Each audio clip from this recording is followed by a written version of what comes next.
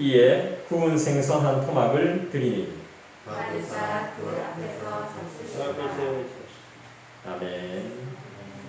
오늘은 누가복음 24장 36절부터 43절까지의 말씀을 가지고 주님 주신 평강을 경험하라라는 제목으로 말씀을 함께 나누기를 소원합니다. 여러분, 우리의 삶에 평안이 있습니까? 의심과 두려움이 더 많습니까? 아니면 평강이 더 많습니까? 우리가 솔직하게 이야기해서 내 삶에 평안이 더 많습니까? 아니면 두려움과 의심이 더 많습니까? 두려움과 의심이 더 많기도 하고 때로는 평강이 넘치기도 하죠. 왜 우리 안에 두려움과 의심이 많은가요? 왜 우리가 두려움과 의심을 가지면서 살아야 될까요? 오늘 이 말씀을 통해서 우리 안에 있는 두려움과 의심이 사라질 수 있기를 간절히 소원합니다. 36절을 다시 한번 읽어보겠습니다. 여러분들이 읽어주시죠. 시작. 이 말들이 예수께서 친히 그들 가운데 서서 이르시되 너희에게 평강이 있으리라 하시니. 우리가 무슨 일을 하든 무슨 말을 하든 무슨 생각을 하든 어떤 말과 행동을 하든 간에 주님은 친히 우리를 찾아오시고 우리 가운데 늘 항상 계심을 믿습니까? 36절에 그렇게 말씀하고 있습니다. 자, 다시 한번 잘 들어보십시오. 예수께서 이 말을 할 때에 예수께서 친히 그들 가운데 서서 이르시되, 이 말을 할 때 여러분들이 어떤 말을 하든지 간에 여러분들이 어떤 생각을 하든가, 사실 제자들은 지금 이 말을 한다는 건 예수님이 죽었다가 부활했다는 것을 봤다는 이야기를 지금 하고 있는 겁니다. 예수님의 이야기를 하고 있는 겁니다. 지금 예수님에 대한 이야기를 하고 있을 때에 예수께서 친히 그들 가운데 나타나셨습니다. 두려운 마음이 들고 의심이 드는 말을 할 때는 우리는 두려움과 의심이 우리 가운데 서 있습니다. 그죠? 그러니까 두려운 것이죠. 저도 그래요. 두렵고 무서운 이야기하면 내 가운데 무서움이 임해 있는 겁니다. 두려운 마음이 임해 있는 거예요. 근데 예수님의 이야기를 하면 예수님이 우리와 함께 계세요. 예수님 이야기 안 할 때도 예수님이 우리와 늘 동행하시죠. 그렇지만 우리가 더 강하게 느낄 수 있죠. 예수께서 친히 그들 가운데 서서 친히 오셨습니다. 지금 요한복음에 보면요, 다른 복음서에 보면 지금 문을 다 잠궈 놓은 상태예요. 왜요? 두려움 때문에. 언제 잡혀갈지 모르니까, 언제 환난을 당할지 모르니까 제자들이 모여서 문을 다 잠궈 놓은 상태입니다. 문을 잠궈 놓고 창문도 다 닫아 놓고 커튼 치고 문 잠그는 것만 해도 불안하니까 막 가구를 막 갖다가 막 문에 다 이렇게 붙여 놓은 상태입니다. 근데 그때 가운데 예수님이 오셨다고 했습니다. 신기한 일이죠. 누가복음은 그렇게까지는 표현하고 있지 않은데 요한복음에는 그렇게 나옵니다. 문을 다 걸어 잠근 상태에서 문을 다 닫아놨는데 사람이 들어올 수 없는 상태인데 예수님이 들어와 있는 거예요. 그것도 육의 몸을 가지고, 영도 아닙니다. 참 신기한 일이죠. 부활을 하면요, 우리 몸이 조금 달라지나 봐요. 부활하면, 죽었다가 부활하면. 여러분, 우리가 죽었다가 부활한 걸 할 거를 믿습니까? 믿을 수 있습니까? 분명히 저도 몸이 또 다른 몸이 되겠죠. 더 좋은 몸이 될 겁니다. 시공간을 초월하는 몸이 되겠죠. 부활하면. 신기합니다. 솔직히 신기해요. 믿겠다 이런 말을 못 하겠는데, 그렇게 된다면 정말 신기할 것 같아요. 너무 신기해요. 요즘 말씀을 보면 참 신기해요. 우리도 예수님처럼 되고, 우리도 예수님과 함께 있고, 병이 없고, 질병이 없고, 고통이 없는 곳에 우리가 영원히 있을 수 있다. 그런데 그곳에 영원히 있기 위해서는 고생을 좀 해야 돼요. 어떤 고생이냐? 죽음을 경험해야 돼요.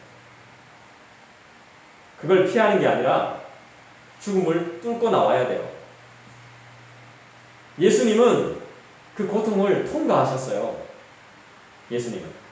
그래서 우리도 그 죽음을 통과해요. 어떻게? 넉넉히 따라합시다. 넉넉히, 충분히. 여러분, 우리는 두렵고 떨리고 의심을 가지고 살 수밖에 없습니다. 왜요? 내일 일이 염려가 되거든요. 모든 것이 그때뿐이거든요. 내일은 두렵거든요. 내일 만나야 될 사람, 내일 가야 할 곳, 내일 일들이 나를 두렵게 하거든요. 그래서 의심이 생기고 두려움이 생겨요. 그렇지만 오늘 주님이 36절을 통해서 우리에게 말씀하시는 평강을 우리가 소유할 수 있기를 간절히 원해요. 한 200명 이상 되는 교회 담임 목사님 만나기 힘들어요. 그러니까 200명 이상 되고, 뭐 100명만 돼도 그래요. 큰 교회 목사님 여러분들이 보고 싶다고 해서 쉽게 가서 찾아가서 만나기 힘들어요. 내가 고민이 있다고 해서 기도 한번 받고 싶다고 해서 찾아가서 이야기하기 힘들어요. 시청이 시장이죠. 구청의 구청장이죠. 이런 사람들 만나기 힘들어요. 그죠? 또 국회의원 만나기 힘들어요. 선거할 때 빼고는 우리를 개인적으로 만나주지 않아요. 대통령은 당연히 만나기 힘들죠. 말 한마디 하기 힘듭니다. 말 한마디 하려고 했다가 아마 뺨 한 대 맞을걸요. 공격하려는 건 줄 알고. 심지어는 내가 일하고 있는 직장의 사장님도 만나기 힘들어요. 최고 경영자를 만나기 힘들단 말입니다. 근데 예수님은 친히 우리를 만나주러 오셨어요. 그리고 만나주기만 하십니까? 우리와 함께 하길 원하시며 교제하길 원하시죠. 또 우리에게 평강 또한 선포하십니다. 세상에 이런 분은 있을까요? 없을까요? 없습니다. 내가 돈이 없어도, 빚이 많아도, 아파도, 병이 있어도, 우울해도, 실패해도, 모든 상황이 최악이라도, 내가 의심하고 두려워도 우리 주님은 우리를 만나주십니다. 몸이 예전 같지 않아도 주님이 평안과 평강을 나에게 선포하시면 평안이 임하는 것입니다. 이해하려고 하지 말고요. 믿어야 되는 겁니다. 주님이 평안하라 하면 평안한 겁니다. 아무 상관없습니다. 내가 아파도, 병이 있어도, 돈이 없어도, 빚쟁이라도 상관없어요. 알거지라도 상관없습니다. 평안하다, 평안하뇨, 평안할지어다 하면 끝입니다. 분명히 기억하셔야 됩니다. 분명히 기억하라고 그랬죠? 주님이 기억하라고 말씀하셨습니다. 뭐 어제 난리가 났어도, 치고받고 싸웠어도, 두드려 맞아서 막 반병신 됐어도 평안할지어다 하면 평안한 겁니다. 끝입니다. 그 이상은 없습니다. 그 이하도 없어요.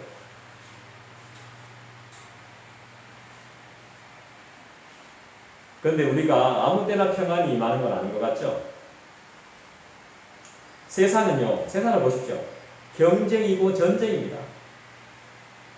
바이러스와의 전쟁. 앞으로는 이런 전쟁이 계속 벌어지겠죠. 이런 전쟁이 있는데 우리가 평안할 때가 있겠어요? 평안할 날이 있을까요? 피곤하죠. 아픔과 고통과 질병과의 전쟁. 평안이 없습니다. 어디에 평안이 있습니까? 세상은 평안이 없습니다. 평강이 없습니다. 어떻게든 불안을 조성해야 되고 어떻게든 따라오게 만들어야 되기 때문에 평강이란 자체가 없어요. 주님이 계신 곳에 자유함이 있습니다. 평강이 있는 줄 믿습니다. 따지고 보면 주님이 안 계신 곳이 없으니까 우리가 평강을 누리지 못할 이유가 없는 것입니다. 그래서 그리스도인이 매력적인 것이죠. 한번 지금 그분이 어떤 삶을 살고 있는지는 모르겠지만 한 번씩 생각이 나요. 어떤 분이 저한테 전화를 하셨는데 교회 가고 싶다고. 지금 뉴스 보면 교회 올 마음이 안 날 텐데요 이렇게 물었는데 뉴스에 그렇게 떠드는데도 불구하고 교인들이 이렇게 모이는 거 보면 너무 신기합니다. 저도 교회를 가고 싶습니다. 이렇게 저한테 전화하신 분이 있으세요. 매력적으로 보여야 되는 거죠. 매력적이게 보이게 되는 거죠. 왜 매력적으로 보이게 되죠? 세상은 전쟁인데 예수 믿는 사람은 평안하거든요. 이 말씀을 알거든요. 그러니까 진짜 예수를 믿는 사람은 이 말씀을 기억하는 사람이에요. 내일 어떤 일이 벌어지든 간에.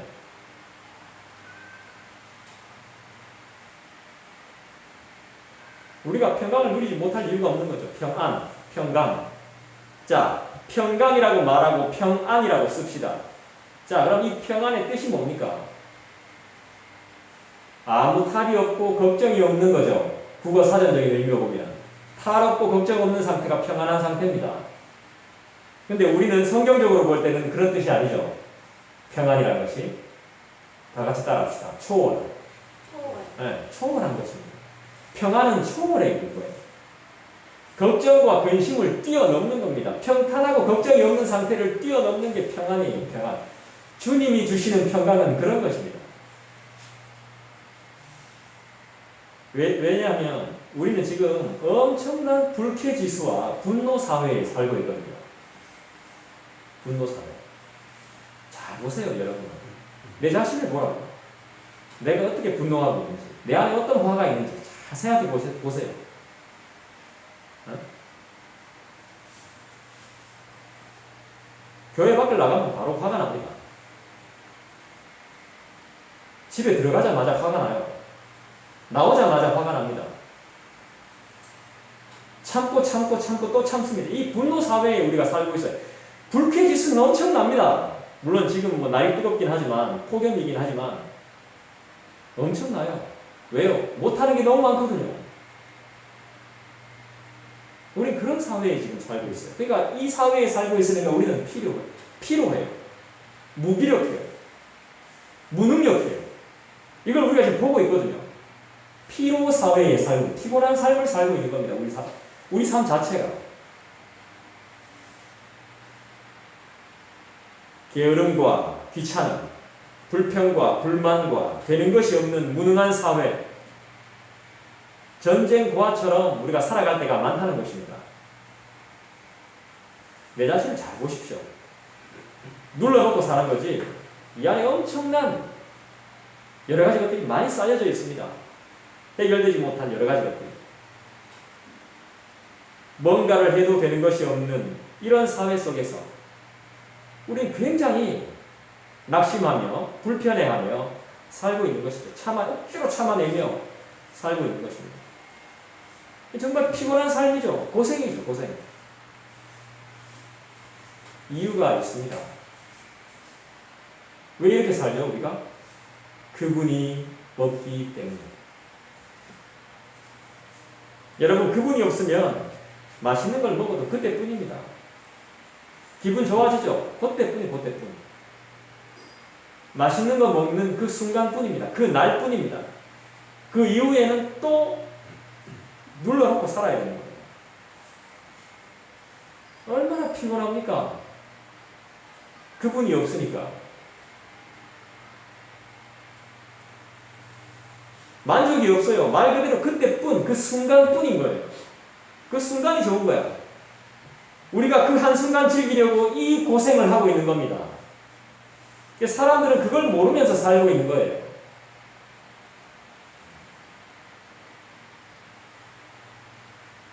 내가 좋아하는 물건 하나 사려고 그 10분 때문에 24시간을 고생하고 있는 겁니다. 내가 좋아하는 음식 먹으려고 그 30분, 그 맛있는 거 먹는 그 30분 때문에 24시간을 고생하면서 사는 거예요. 사람들은 그걸 잘 모릅니다. 왜요? 그분을 모르기 때문에. 저라고 뵐 수 있겠습니까?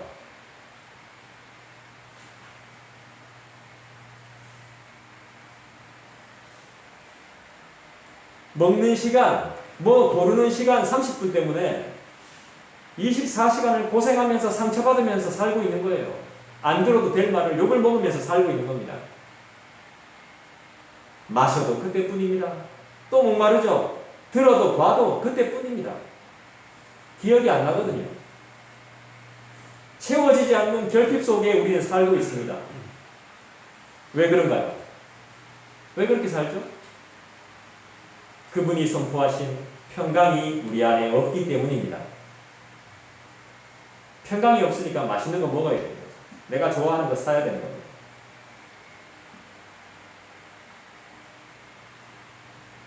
아이들 좀 더 커보십시오. 공통적으로 항상 사달라는 게 스마트폰입니다. 그거 사줘야 됩니다. 다른 애들 다 있으니까 금방 큽니다. 애들 두고 보세요. 금방 큽니다. 지금은 아무것도 아닙니다.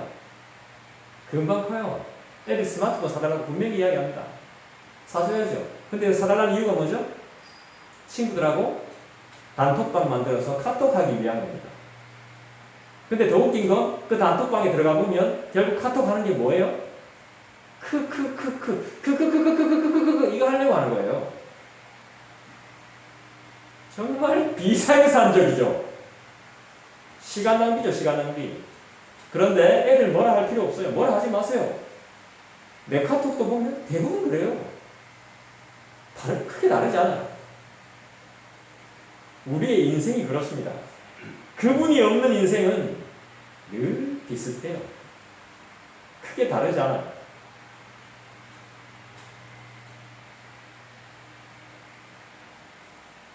우리 주님이 주시는 평안이 없으면 비슷비슷한 삶을 살게 됩니다. 내려놓아야 하는데, 내려놔야 하는 건 알겠는데 잘 안 되고 방법도 잘 모릅니다. 이것이 문제입니다.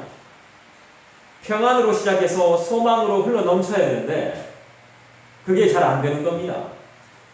이런 미련한 우리에게 주님은 날마다 36절 말씀을 선포하십니다. 근데 제자들이 잘 못 알아듣습니다. 왜죠? 경험해 본 적이 없으니까요. 내가 모르는 이유는 직접 경험해 보지 못했기 때문입니다. 모르는 걸 뭐라 하면 안 됩니다. 경험해 본 적이 없기 때문이에요.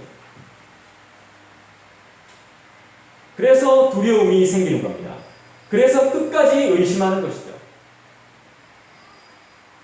늘 그렇게 살아왔고 늘 그렇게 다녀왔거든요. 믿을 수 없고 있을 수 없는 일이기 때문이죠. 뭐가요? 주님의 부활하심. 사람이 죽었다가 살아나는 일을 경험해 본 적이 없거든요. 그런 사람을 본 적이 없거든요.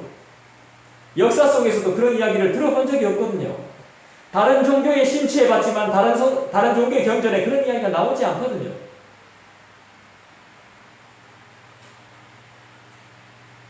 그런데 예수님이 부활하시기 전에도 죽은 사람이 살아났어요. 그걸 실제로 봤고 들었어요. 근데 기억하지 못하는 거예요. 자기 자신이 경험 안 해봤거든요. 그러니까 자기 자신이 경험 안 해본 걸 함부로 말할 수 없는 겁니다.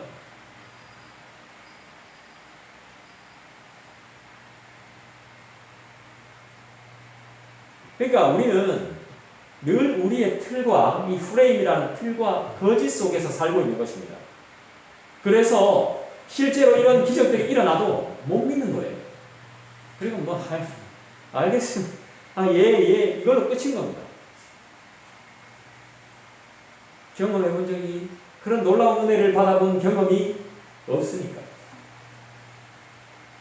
신앙생활을 하면서 오 할렐루야 이래 해본 적이 없거든요. 지금 우리의 삶이 굉장히 불쌍한 삶인 거예요. 평안이 막 흘러 넘치고 소망으로 드러나야 되는데 세상 사람들이 말하는 희망조차 없거든. 꿈이 없거든. 그러니까 굉장히 불쌍한 삶을 살고 있는 것입니다.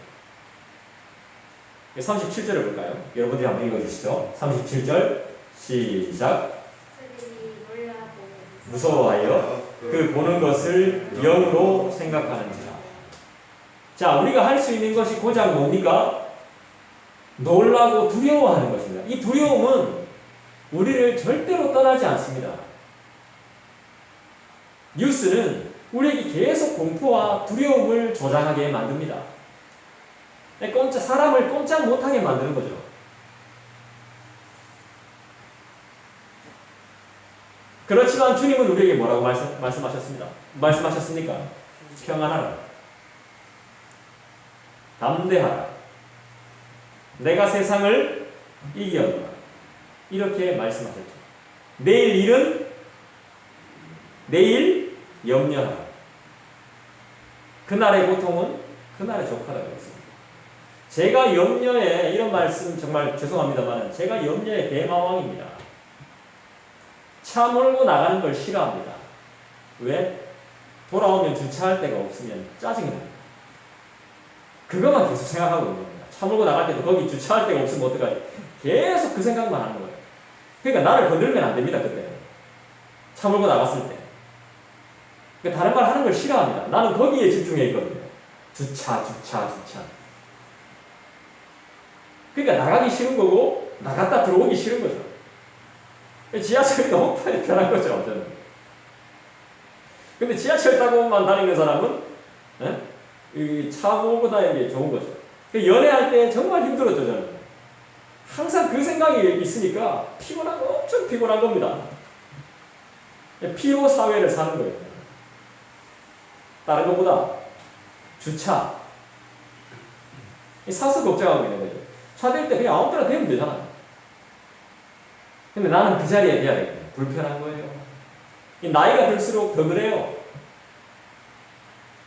염려와 걱정이 많은 사람이라고, 내가. 생각한다는 게 고작 그 수준이 그 수준. 그게 실력이 안 되는 거예요, 실력이. 네? 평안해버리면 되는 거예요. 평안해버리면 그게 실력이 엄청난 실력인 거예요. 별거 아니에요. 근데 생각한다는 게 고작 예수님이 나타났는데 두려워하면서 생각한다는 게 좋게 말해서 영이지. 그냥 쉽게 우리말로 이야기하면 우리 귀신 아이가 이거야. 귀신. 겁먹은 거, 사서 멀쩡한 사람을 갖다가 귀신 취급하는 거예요. 37절은 그런 내용입니다. 이것이 제자들의 한계지만 우리의 한계이기도 합니다. 처음 봤거든. 실제로 처음 봤거든. 죽었다 살아났다 강이 켰지만 실제로 진짜 일어났거든. 어우 대박. 예수님은 이런 우리를 다 아십니다. 그래서 책망하지 않습니다. 저 같으면 그랬겠죠. 야 임마 내가 살 거라 그랬잖아. 내 저번주에 설교했잖아 임마. 이랬겠지. 이 똑한 이말에 똑한다 또 진짜 내가 몇 번 이야기하냐. 와내래.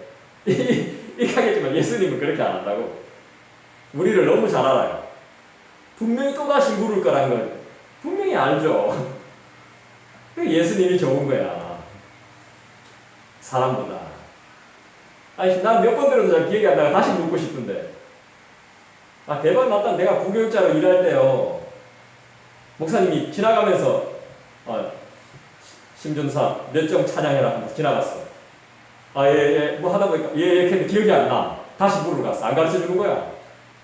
자, 라고 생각해봐라. 실컷했어요, 그때.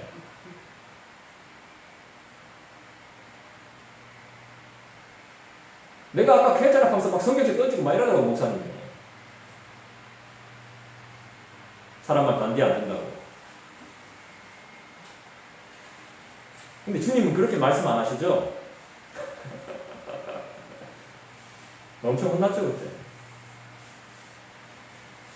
책망하지 않습니다. 38절, 39절 한번 볼까요? 여러분 한번 읽어주시겠어요? 시작. 어찌하여 두려워하며 어찌하여 마음에 의심이 일어나느냐. 내 손과 발을 보고 나인 줄 알라. 또 나를 만져보라. 영은 살과 뼈가 없으되 너희 보는 바와 같이 나는 있느니라.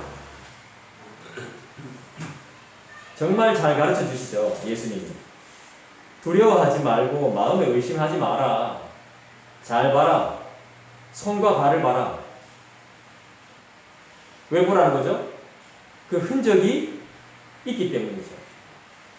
그런데도 불구하고 믿지 못하고 제자들은 41절로 이야기합니다. 뭐라고 말하죠? 41절 봅시다. 시작. 그들이 너무 기쁨으로 아직도 믿지 못하고 놀랍게 여길 때에 이르시되 여기 무슨 먹을 것이 있느냐 하시니 아직도 좋은데 너무 기쁜데 우리 예수님이 살아오셔서 돌아오셔가지고 너무 기쁜데 알긴 알겠는데 무슨 말인지 알겠습니까? 알긴 알겠는데 그런데 이 말입니다. 그런데 그렇지만 다 좋은데 좋다 끝나야 되는데 우리는 꼭 뭘 붙여요. 좋은데 그래, 알긴 알겠네. 그렇긴 한데 사정이 많죠. 하지만 좀 곤란하다는 거죠. 100% 믿기에는 아직까지 뭔가 부족하다는 것이죠. 잘 모르겠다는 것이죠. 확 와닿지 않는다는 것이죠. 그래 알겠어. 복음을 전할 때 그래요. 예수님이 이러셨고 우리는 기적이 일어났으니 교회 오면 이런 그래 알겠는데 그래 알겠어. 다 좋은데 아직은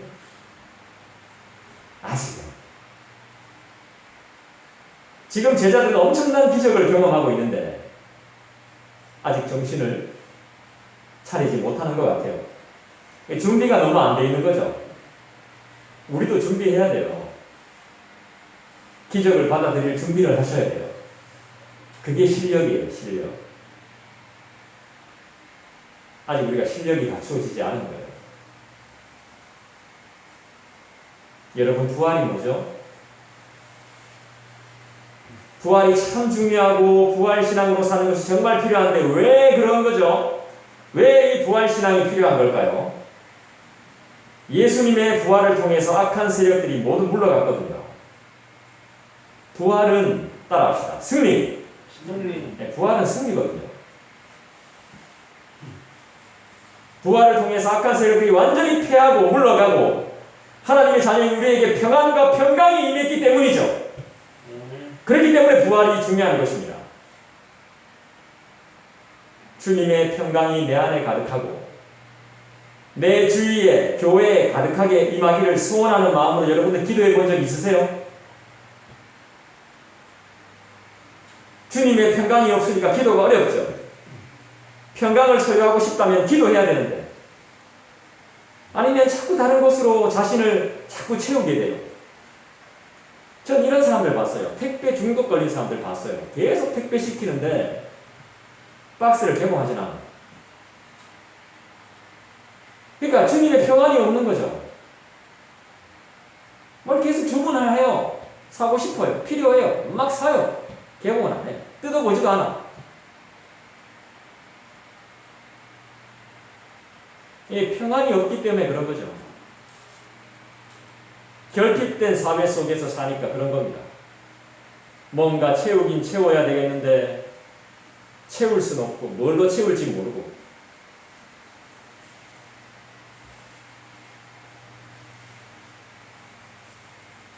그게 중독이란 이름으로 나타나게 돼요.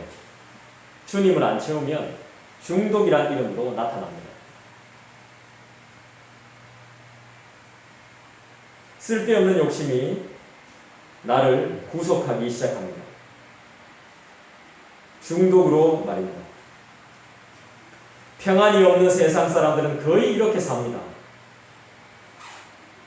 저와 여러분도 크게 다르진 않을 겁니다. 그래서 주님의 평강이 필요합니다. 사람 고쳐 쓰는 거 아니다 라는 말이죠. 그 말이 이 말 때문에 나온 겁니다. 중독이라는 말 때문에. 사람은 고쳐 쓰는 게 아니라 새 사람 만들어서 써야 되는 거죠. 새 사람이 되려면 평안의 주님을 경험해야 되는 것이죠. 그래서 주님의 평안이 필요해요. 신앙생활은 세 사람 안 되면 힘듭니다.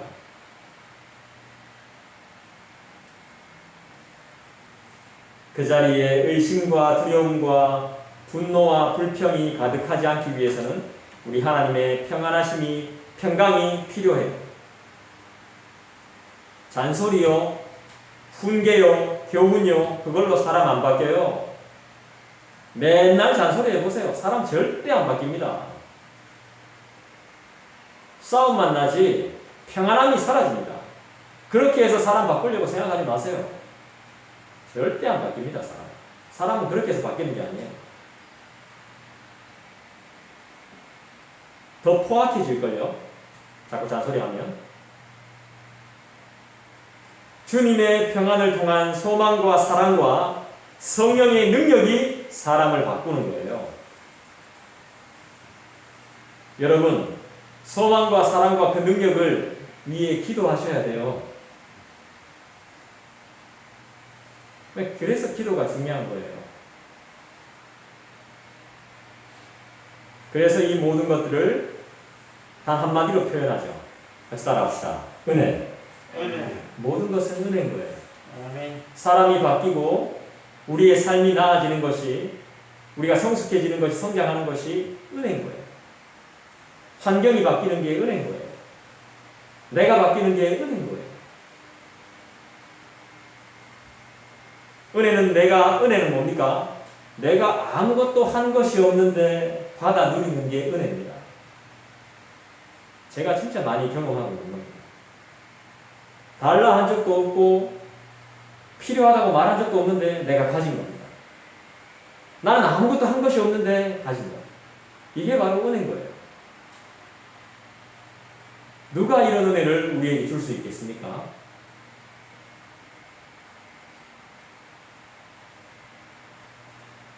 기도와 말씀 묵상과 맡기신 사명과 책임 외에 우린 사실 별로 할 것이 없습니다. 이것만으로도 충분합니다. 그런데 사명과 책임을 우습게 생각할 때가 있습니다. 가만히 있는 것을 못 견뎌 합니다. 줄 때까지 기다리는 것을 견디기 힘들어 합니다. 무슨 말이라도 해서 꼭 상처를 남깁니다. 이유는 하나님의 평안만으로는 부족하다는 것이죠. 이게 바로 인간의 생각입니다. 설교만으로, 말씀만으로, 예배만으로 부족하다는 것입니다. 제일 소중하고 제일 가치 있는 것을 놓치는 것이죠. 이제 교회의 역사를 코로나 전후로 나눕니다. 교회의 역사를. 워낙 이 코로나가 교회를 굉장히 어렵게 만들어버렸거든요. 그래서 교회의 역사는 이제 코로나 전이냐, 코로나 후냐, 이렇게 나눕니다. 프로그램으로 유지가 되었던 교회는 지금 모이는 것이 상당히 힘들기 때문에 고전을 면치 못하고 있습니다. 그런데 말씀으로 세워진 교회들은 상황이 다릅니다. 이 위기를 자연스럽게 지나갑니다. 말씀으로 견디며 버텨왔던 교회들은 이 어려운 상황을 자연스럽게 넘어가요. 요즘 세상 사람들이 많이 관심을 가지고 있는 것이 뭐죠? 부동산이죠, 주식이죠, 아까 말했던 가상화폐죠. 조금 있으면 가상도시도 사고 팔겠죠. 게임처럼 말이죠. 사실 저는 이런 것들이 너무 불편해요. 너무 힘들고. 저는 사실 마트 가서 그냥 물건 사면 포인트 있잖아요. 포인트 주는 거 모아놨다고 쓰고 이렇게 하는 사람인데, 그런 수준의 사람은 나는 그런 관심도 없어. 내 것도 내가 바빠 죽겠는데.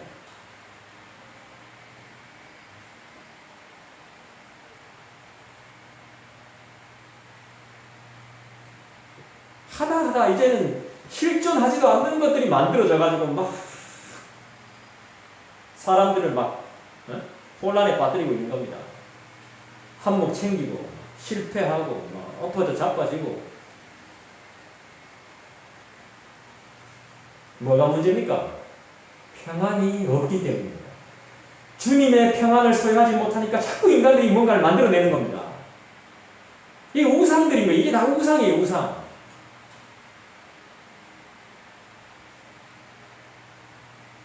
지금 내가 가지고 있는 것만으로 많이 부족하다고 느끼니까 자꾸 다른 것으로 막 관심을 가지는 거예요.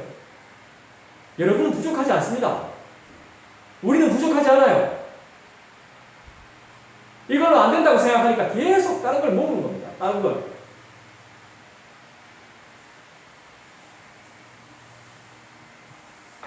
이것도 다 그때뿐입니다. 영원한 만족은 없습니다. 인간한테 만족이란 절대 있을 수 없어요. 무언가를 가지면 다른 것에 또 욕심이 나는 게 인간이거든요. 어쩔 수 없습니다. 영원한 만족은 없어요. 주님의 평강이 있는 사람은 그 평강을 전하게 되어 있습니다. 보여주죠. 그래서 자연스럽게 전도를 합니다. 전도가 안 되는 거 주님의 평강이 없기 때문이죠. 부활하신 주님을 믿으십시오. 하나님은 살아계십니다. 지금도 우리 가운데 임재하셔서 우리와 함께 계시는 주님은 우리의 모든 것을 알고 계십니다. 그분은 우리가 너무나 두려워하는 죽음을 이기셨습니다. 고난과 고통을 손수 통과하신 분입니다. 죽음을 이기신 그분을 믿는다면 우리는 우리의 삶과 일상을 얼마든지 승리로 장식할 수 있습니다.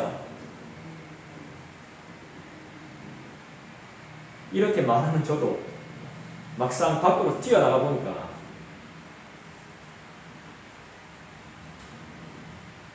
믿음으로 할 수 있는 게 없더라고요.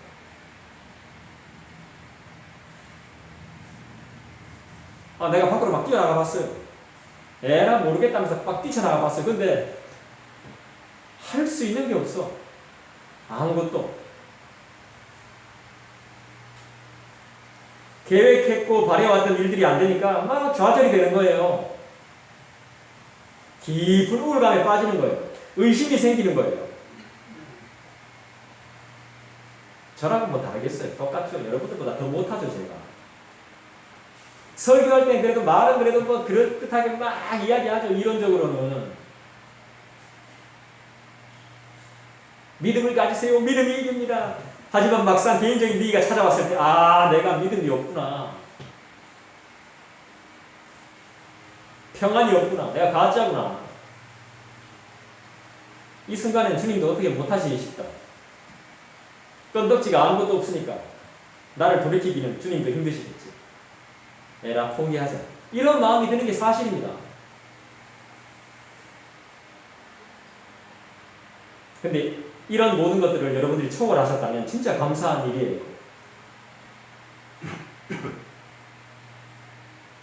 하지만 현실이 버겁고 힘들기 때문에 우린 그 누구도 줄 수 없는 오직 주님이 선포하시는 평강이 너무 필요해요. 평강이 없으면 좌절하고 포기하게 돼요. 내일 일을 자꾸 염려하게 돼요. 오지도 않은 내일을 염려하게 돼요. 그날의 족한데. 우리는 그냥 하루를 사는 사람이에요. 하루살이처럼.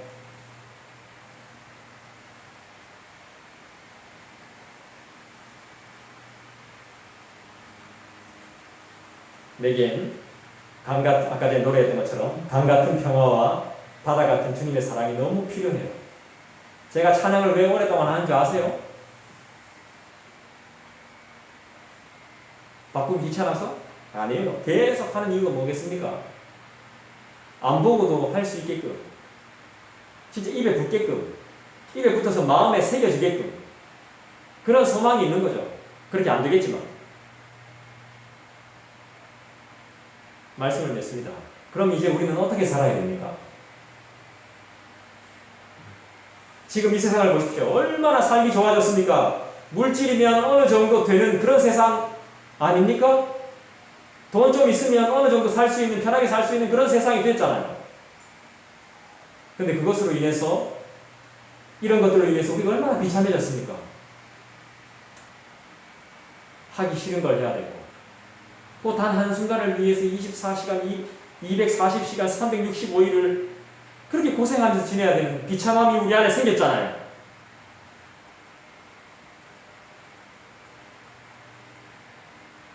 그러니까 진정 평안함이 우리한테 있을 수 있을까요? 이런 비참함을 이길 수 있는 힘은 하나님이 주시는 평강인 줄 믿습니다. 그가 살아나셔서 십자가에 못 박고요. 예? 못이 이제 손바닥에 박은 거 아니잖아요. 여기 박잖아요. 손목에. 여기 뭡니까? 동맥입니까? 정맥 여기 관통하도록 누르기만 해도 아픈 자리 이 자리에 박고 그 줄로 묶고 발을 이렇게 포개가지고 못 박고 또 줄로 매고 안 떨어지도록 가시 면류관 세워갖고 피 질질 흘리게 만들고 그래가 죽였잖아. 사람을 그렇게 죽였잖아요. 확실하게 죽였잖아. 확실하게. 확인하기 위해서 옆구리 창으로 찔렀잖아.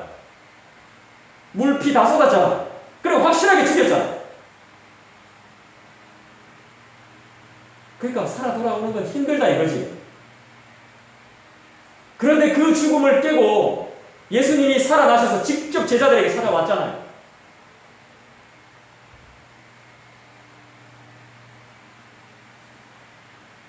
제자들 앞에 딱 섰습니다. 이 주님을 직접 경험해 봐야 됩니다. 부활하신 주님을 내가 직접 봐야 됩니다. 이걸 경험해야 진짜 신앙에 있어서 진짜 성숙한 신앙인이 되는 겁니다.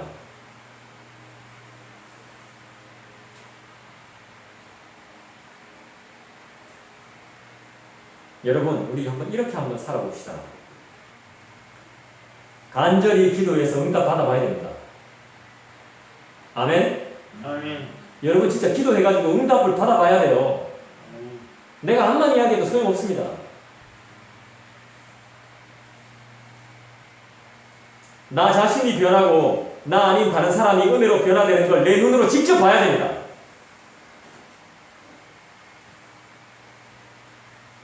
그리고 내가 정말로 미워하는 사람 진짜 한번 용서해봐야 됩니다.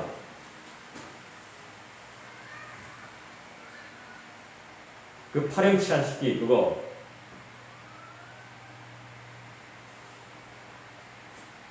쥐어 짜도 시원찮을 만한 그 사람을 내가 용서해봐야 된다고. 주님의 이름으로 용서해봐야 됩니다. 내가 먼저 손 내밀어야 됩니다. 그리고 그 손으로 내가 성경을 직접 펴서 읽어야 됩니다. 읽는 순간 그 말씀이 주님의 음성으로 내 귀에 들려야 됩니다.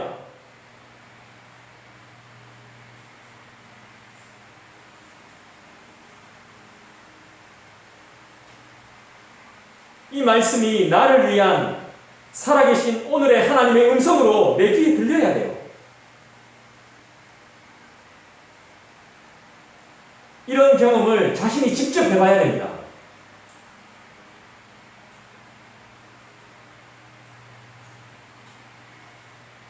여러분, 이번 한 주간 한번 경험해 보시기를 부탁드립니다.